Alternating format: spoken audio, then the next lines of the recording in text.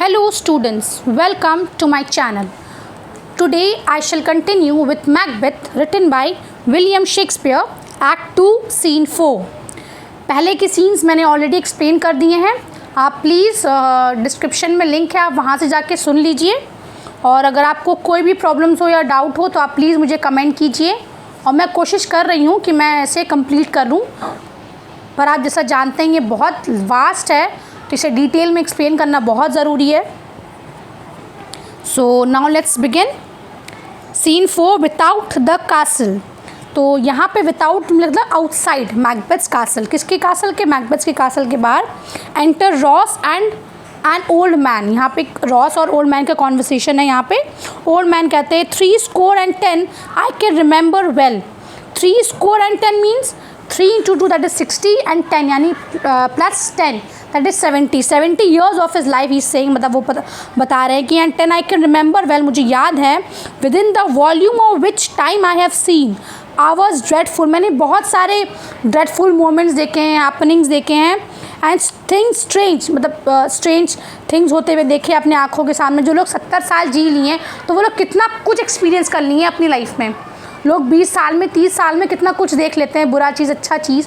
तो वो कह रहे हैं कि मैंने 70 साल अपनी लाइफ में बहुत कुछ बुरा देखा. बट दिस सोर नाइट. स्टूडेंट्स प्लीज़ नोट सोर हियर मीन ड्रेडफुल. पर ये जो ड्रेडफुल नाइट था हैड ट्रिफल्ड फॉर्मर नोइंग्स. मतलब ट्रिफल यानी कि उसको बहुत छोटा कर दिया. जो मेरी जितनी भी मेरी एक्सपीरियंसेस थी वो सब को बहुत कम कर दिया. जैसे कि मैंने कुछ देखा ही नहीं आज तक. मैं इतना ड्रेडफुल था वो नाइट जिस रात किंग डनकन का मर्डर हुआ था. ओके. रॉस. हाँ good father, thou sees the heavens as troubled with man's act threaten his bloody stage. Students please note stage here means world. तो यहाँ पे वो बता रहे हैं कि जो हेवन है, thou sees the heaven as troubled with man's act.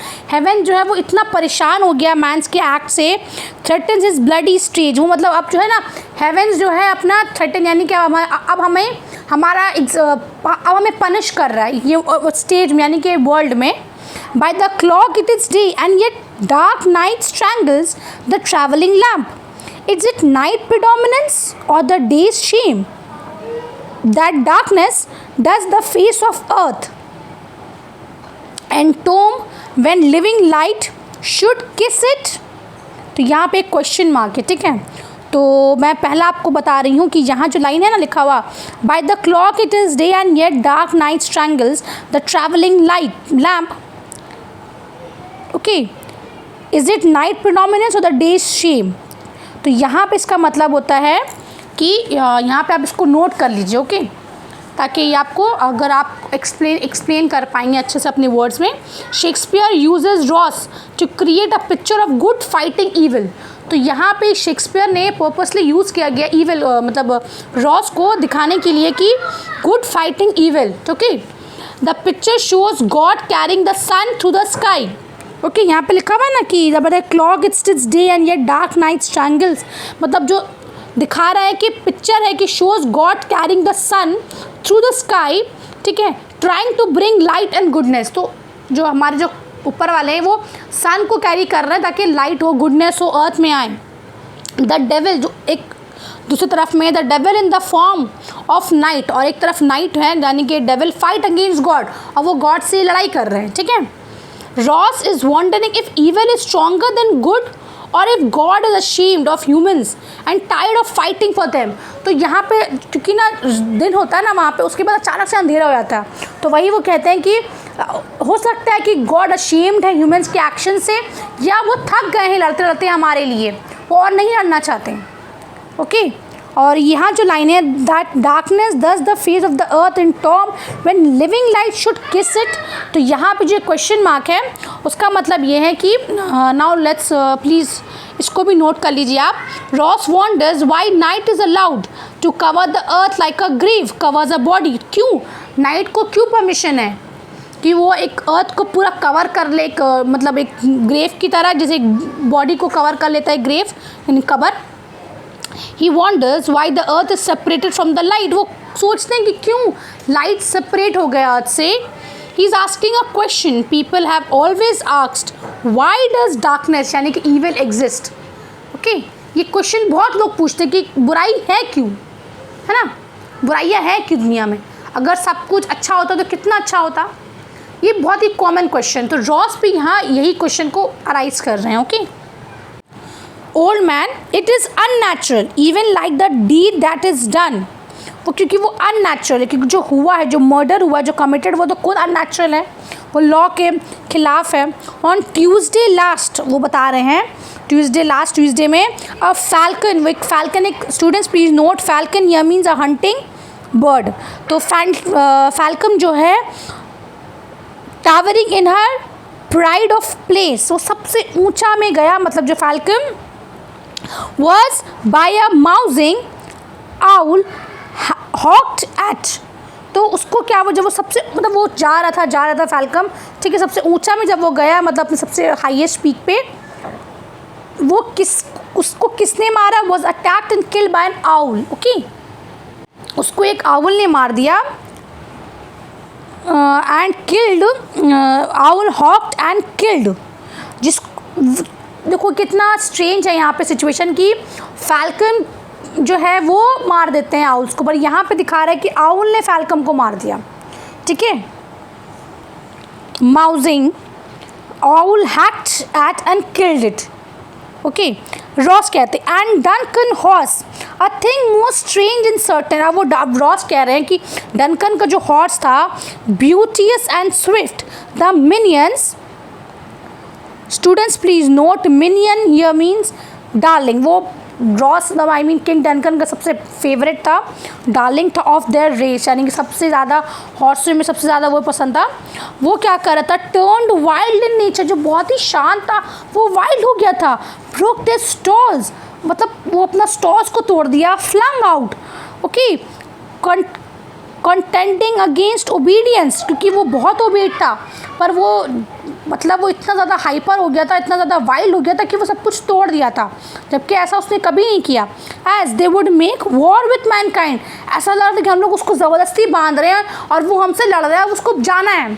तो हॉर्स को आगाह हो गया था कि उसके जो मतलब उसके मास्टर का कोई मार रहा है. तो आप देखिए शेक्सपियर ने कितनी अच्छी तरह से यहाँ पर एक्सप्लेन किया है कि इंसान तो इंसान, जानवरों को भी कितना लगाव था उनसे, कि वो जानवर उनको बचाने के लिए जो है वो लड़ रहा था, पर जानवर तो जानवर, इसको तो बांध दिया गया था. Okay, old man, it is said they eat each other, और दोनों हॉर्स हो रहे हैं अपने आप को खा लिया, मार दिया, मतलब एक तरह से. ठीक है, मतलब बहुत ही स्ट्रेंज हुआ, ऐसा कभी होता नहीं है. Ross, they did so to the amazement of mine eyes that look upon it. मैं तो हैरान रह गया, मैं तो कभी बिलीव ही नहीं कर सका. फिर एंटर मैकडफ. ठीक है, मैकडफ आते हैं. Here comes a good Macduff, how does the world sir now. तो वो क्वेश्चन पूछते हैं कि मतलब क्या है अभी. ओके, मैकडफ कहते हैं वाई सी यू नॉट, क्यों तुम्हें नहीं पता. ओके, तो वो ऊपर को पॉइंट आउट कर रहे हैं स्काई को. Ross, is it known who did this more than bloody deed. तो अब वो सवाल पूछ रहे हैं उनसे रॉस की, ये जो किसने किया ये डीड, जबकि सबको पता है कि ये डीड किसने किया, उसके चेम्बर्स ने. ठीक है, जो मैकबेथ ने बताया था, पर रॉस को यहाँ पे शक है मैकबेथ पर, इसीलिए उसने ये सवाल पूछा. Macduff, those that Macbeth had slain. तो वो कह रहा है कि वही जो मैकबेथ ने जिन लोगों को मार दिया. Ross, alas the day, how sad is the day is, what good could they pretend. क्या उन लोगों को मिला ये करके, कुछ नहीं पता हमें. मैकडफ, दे वर सबर्न. यहाँ पे वो कह रहे हैं स्टूडेंट्स प्लीज नोट, सबर्न या means paid to commit a crime. तो यहाँ पे उन लोग पेड थे, तो किसने उन्हें पैसा दिया था. Malcolm and Donalbain, the king's two sons, जो उनके दो बेटे थे, are stolen away and fled which puts upon them suspicion of the deed. तो यहाँ पे उन्होंने अपनी जान तो बचाई, पर यहाँ पे उन्होंने मैकबेथ के लिए रास्ता खोल दिया. जो जब भाग गए ना, तो सारे लोगों का शक उनके ऊपर चला गया कि ये लोग ने अपने फादर को मार दिया है और ये लोग दोनों अब गायब हो गए यहाँ से. समझ में आई मेरी बात. Ross, it's against nature still. ये भी तो नेचर का खिलाफ है कि कोई मतलब कोई बेटा अपने बाप को मारना चाहे। Thriftless ambition that will raven up, मतलब ये सिर्फ एक एम्बिशन की खातिर ना। Thine's owns life means then it is most like the sovereignty will fall upon Macbeth. तो ये तो मतलब कॉमन हो गया कि आप जो है वो तो भाग गए हैं, तो अब जो क्राउन है वो मैकबेथ को मिलेगा।